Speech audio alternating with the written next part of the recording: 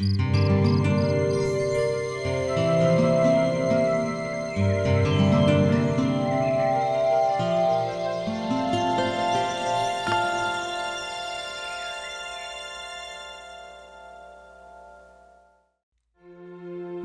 in a quiet sweep of the Willamette River, just north of Canby, Oregon, a vanishing mode of transportation carries on.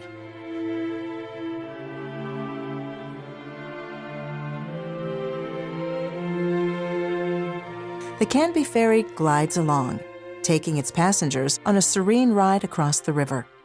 It serves as a shortcut between the Wilsonville-Stafford area and Canby, and it's used by farm workers, commuters, and tourists alike. In 1914, the Canby Businessmen's Club purchased the first ferry, and it was put into service just in time for the Clackamas County Fair. Clem Dollar, the very first ferry operator, was paid $10 a month by the city of Canby. And the Canby Ferry was originally a transportation link, and many people had a hard time on those old farm-to-market roads to get anywhere.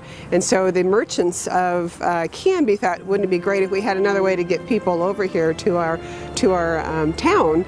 And so they initiated the first ferry 100 years ago, and since then it's been popular. It is a transportation link. So in addition for us being a really cool transportation link, it serves many functional purposes as well. The Canby Ferry has a unique place in Clackamas County and in the state. It's one of the only 3 operating ferries in Oregon. In 1917, the Canby City Council authorized the purchase of a gas-driven ferry for $238. It was built by Frank E. Dodge, who had built several of the town's large buildings. My grandparents moved to this area in 1924, and I just remember stories about the ferry, especially from my aunt, because it was an integral part of her daily life. She actually taught school on the other side of the river, and so in order to get there, she would drive to the ferry and then take the ferry across. And the way I was told, she would walk up the hill all the way to the Mountain Road Schoolhouse, which was 1 room, and she'd have to build a fire before the students got there. I also remember my aunt telling me that sometimes the water would be so high that the ferry wouldn't run. And there was a gentleman that operated the ferry, but he only had 1 arm. And so when the ferry didn't operate, he would actually row her across in a boat with 1 arm. And I always wondered, how did he do that? That extraordinary ferryman was Edward Kilgallen. He operated the ferry between 1917 and 1932. During his tenure, the second ferry was decommissioned in 1921 due to safety concerns, and the third ferry was built utilizing the engine from its predecessor and made slightly larger. In January 1946, the third ferry's service came to a dramatic and unfortunate ending after heavy rains and flooding swept it downriver and over Willamette Falls. For the next 8 years, there was no ferry service, much to the dismay of the community. Citizens presented the county commissioners with 763 signatures requesting ferry service be restored. With support from the Chamber of Commerce, a new steel-hulled, electrically powered ferry boat is ordered from L.S. Bear & Associates of Milwaukee, Oregon. The cost of the new ferry is $18,000. An electric line is constructed and access to both landings is improved.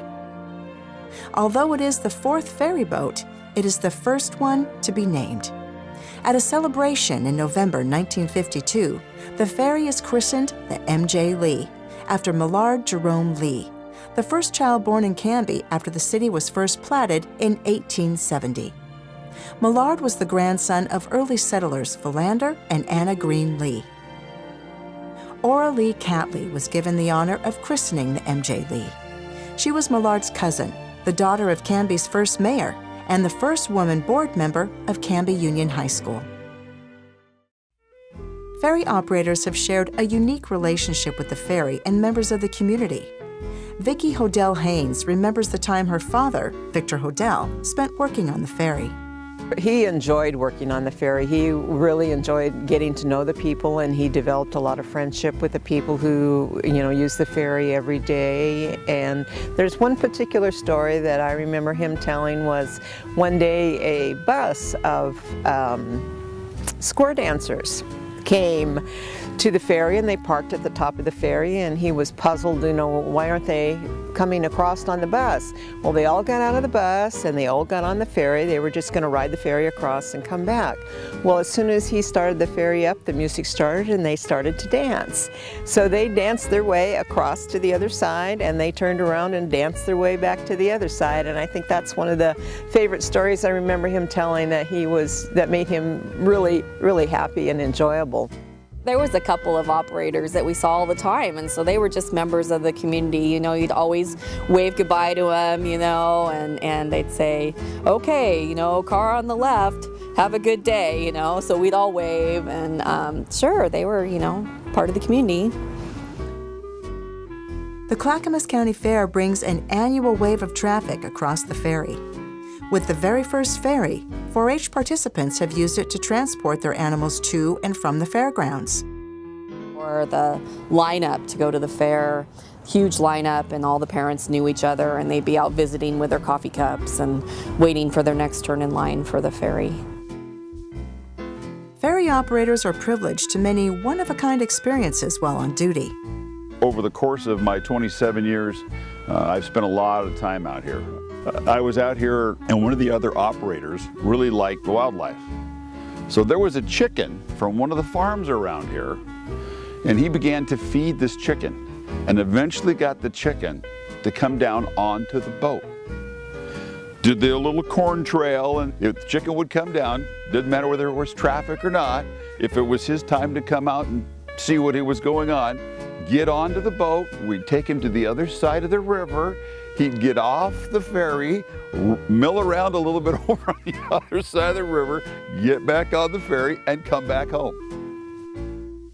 Over the years, the ferry has had a couple of brushes with fame, appearing on the cover of Sunset magazine in 1961, and it was also used as location for a Dodge motor commercial in 1987. I do remember it. There were some local people who were involved in that Dodge commercial as extras that were running around, but the whole boat was closed down when they were doing it. Big trailers everywhere, people were running around, and that was quite the deal. Since its first crossing, the ferry had been free to all passengers and vehicles, but in order to supplement operating costs, the county adopted a $1 fee in 1986. And in 1989, the ferry receives a major overhaul, with repairs costing $30,000 to $40,000. After 6 more years of service, the M.J. Lee fails its Coast Guard safety inspection, leading the county to authorize the $450,000 construction of a new 9-car boat.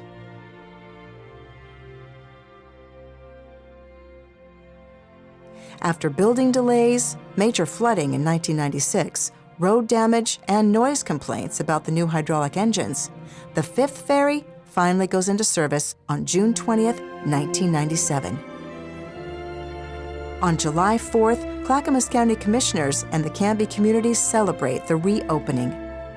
The M.J. Lee II is christened by Doris Catley Martin, daughter of Ora Lee Catley and descendant of M.J. Lee. At risk of losing its Coast Guard license, the ferry must receive an updated inspection in 2012. The ferry had to be taken through Willamette Falls locks to be refitted with a new propulsion system in Portland and returned. The previously closed locks are reopened under special arrangement to allow the ferry to pass through. In 2014, county commissioners and community members gathered at the ferry to celebrate the ferry's 100th anniversary. The centennial celebration included an unveiling of a custom-made art piece mounted on the M.J. Lee. Local artist Ron Grubbs used multiple metals shaped and colored with torches to create a very distinctive piece. In addition, a new plaque dedicated to the ferryman was installed at the top of the landing. Victor Hodell's service from 1959 to 1979 was highlighted. He would be very, very proud to know that people appreciated him. So it's very, very meaningful to me that people have honored him. The ferry continues to serve the community in many ways. Originally, when this boat was put in here, it was pretty much for farm traffic. That's what it was used for all the local people that were around here. And that's continued on from clear back from the 1900s on to now. I think the farmers depend on it. I think tourism depends on it. And really, it's an alternative for traffic. I think it's a great way to cut across the river. You can set your day, you can be relaxed, you take a little trip on the water, you get to see nature. It does all those kinds of wonderful things and still gets you to where you want to go 15 minutes faster. It connects people to annual events like the Clackamas County Fair and the Dahlia Festival. Thousands of visitors visit the local dahlia farms each year, and many of them enjoy a trip on the ferry. It is a step back in time.